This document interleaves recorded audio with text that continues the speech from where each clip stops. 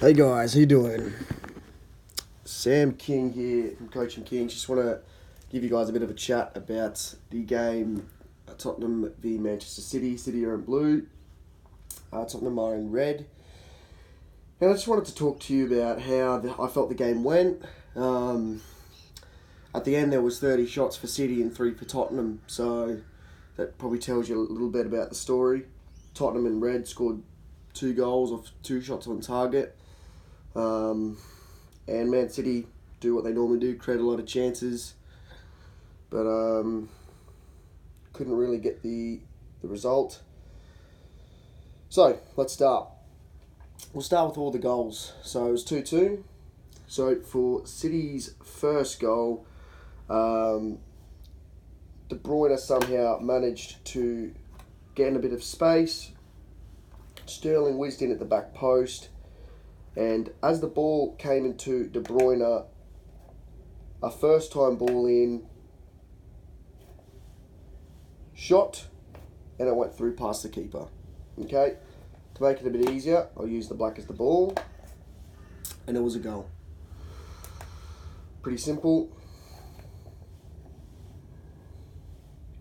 And in terms of the way that Tottenham scored, they basically had simple possession.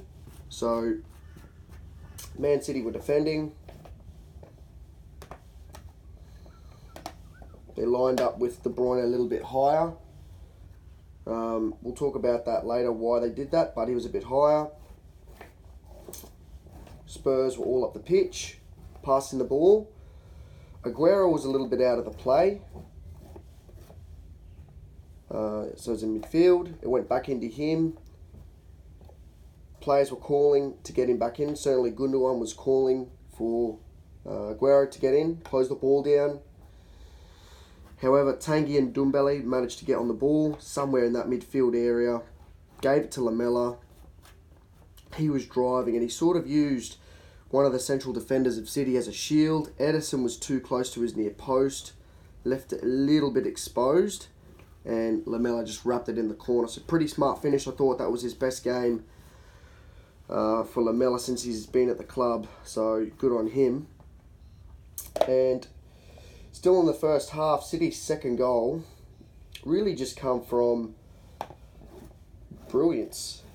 De Bruyne, inch perfect cross for the oncoming Aguero, but it was just basically on the just past the 6-yard line. Keeper was on his line, but the speed of the cross was so fast, took it out, and Aguero managed to score. So a bit of class there from City.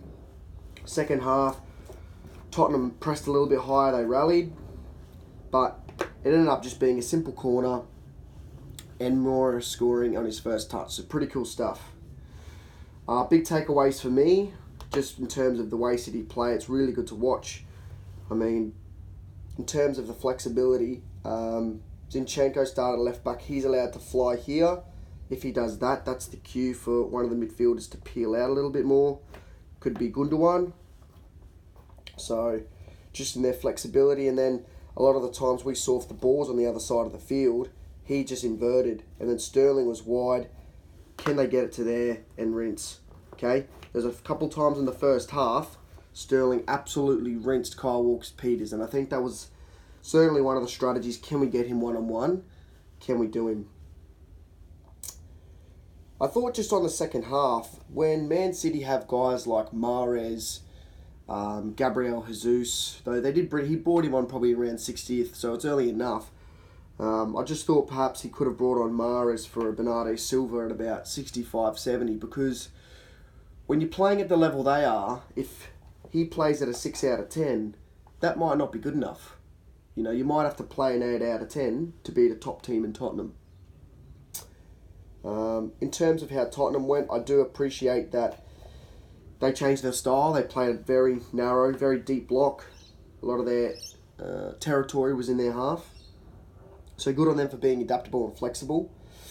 I thought Eriksen played a game as if he was unsettled, which I think he will go before the European market closes.